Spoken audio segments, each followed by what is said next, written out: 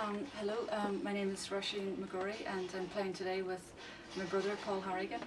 I've just launched an album, The Bray Road, and we're going to play the first two tunes off that album, the McNamara's Barn Dance and then the tune, the title track, which is The Bray Road. Have you a bit of history on McNamara, because it's a name very synonymous with this county? It's a famous name here in the county.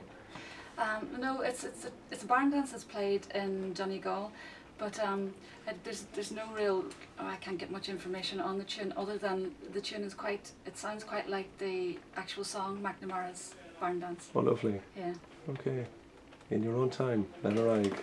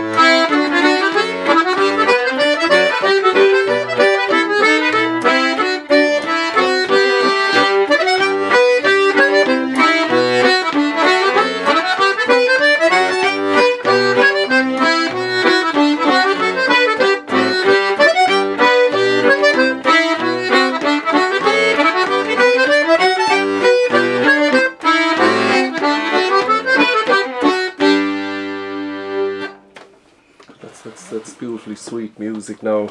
The first thing I remarked when I saw the album was the name McGrory, because I associate that with a place in Culdaff, a watering hole, one wine a long time ago, and also the connection with with Scottish influence, like the title The Bray Road. Could you expand on that at all, Róisín?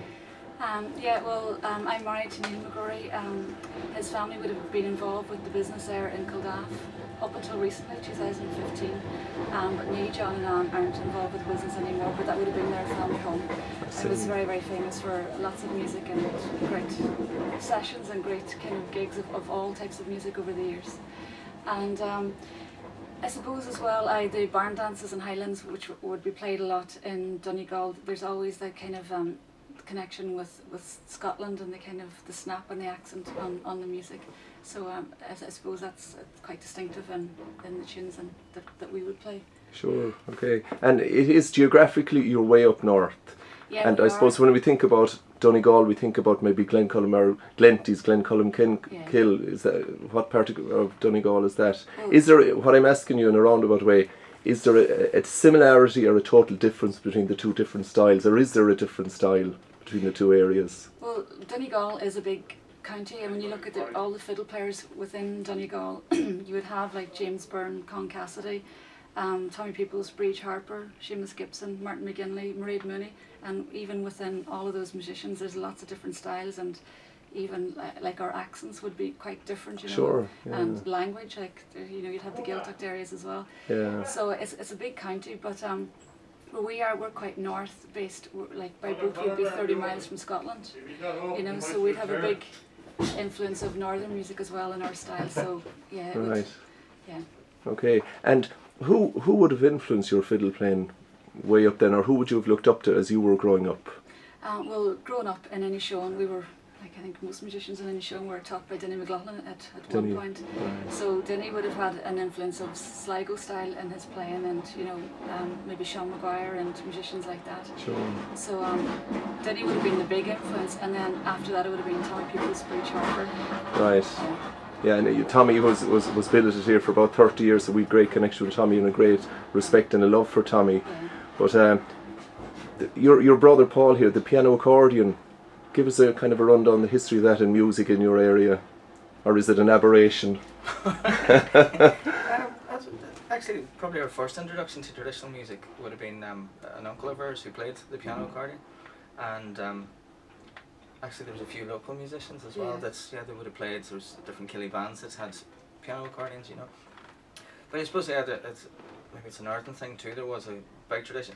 Not so much now. Like, there's a few very good piano accordion players there, but the banjo seems to have taken, banjo and fiddle seem to have taken over. Okay. Yeah. And you're involved in series teaching up there as well, because you have a very specific style that you're trying to advance and to give life to again. Could you tell us about this project?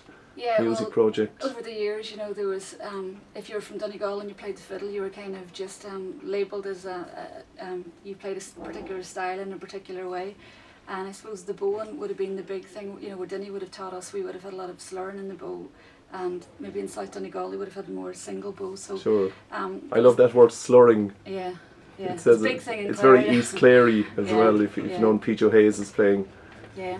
So it was a number of years ago when in Inishowen we had a lot of our kind of great musicians leave Inishowen, like Kieran Turish, well, Liz Doherty was away for a while, Dermot Byrne, and there seemed to be like a lull in the music, and Denny had stopped teaching, so we set up a project called the Inishowen Traditional Music Project, which was to kind of promote the music in Inishowen and just try to kind of get an identity with the music again, and a collection of older tunes. And we found a wealth of music then from some of the older musicians like Seamus Grant in Inishowen, and even down to like the Kilmany Killy band in Inishowen. They would have had their own repertoire of tunes, which a lot of them would have been single reels from Scotland, you know. So, and they were quite meticulous about the dances and the order of the tunes and the tunes that were played. So it was great just going back and uncovering all this music that was very unique to Inishowen. Lovely. And how do you find the newer generation now? You must have some amazing musicians coming up, or talent coming up. Yeah, like we do, and you know, over the last number of years, Denny McLaughlin he released an album a few years ago with his own compositions in it. Yes. You had Tom Byrne and his father Paddy Byrne, who would have been a fiddle player he lived in Malin, and he was associated as well with Kilcar in South Donegal, but a lot of those musicians had composed tunes, so it was just passing on those tunes that were quite unique to Inishowen to the younger generation. So there's a lot of younger musicians coming up now, very proud of, you know, the tunes that come from Inishowen. And they're very conscious of their heritage as well. Oh, they are, yeah. Okay. Yeah. That's amazing. Your style, even your accent, is very mellow compared to what I consider maybe a harsh Donegal accent, and it comes across in your music as well. It's a very soft, mellow kind of. Yeah. There's a kind of a niceness to it, an ease to it, which is very appealing. Yeah. Sweetness. Sweetness, yes. So, yeah, sweetness, definitely. Well, I suppose, like, I find that with a lot of the music in different parts, you know, it's kind of the accents, and it is reflective, and the personalities, I suppose, as well involved in the music. Lovely, yeah. Reflective and slurring with the bow. Yeah. I think that's what I remember from this interview. You're down here for the Fleadh Ceolanna here in 2016. Are you implicated anyway? Do you have any students implicated in it? Are you down to launch? Are you down to just have an almighty time? No, we have a few students involved, and we have your daughter as well. We have a wee under 12 group. Oh, lovely. Carol. So there's 20 kind of very excited, enthusiastic young musicians coming from Inishowen, but we have a lot of solo musicians as well involved. So no, we're here for the competitions as well. Yeah. Good. Well, listen, Tuesday morning of August the 16th, I'm really thrilled that you made it here. The album is beautiful. I hope it sells massively for you, and we'll do our best here to advance it. Thanks very much. Thanks very much. Thank you. Thank you.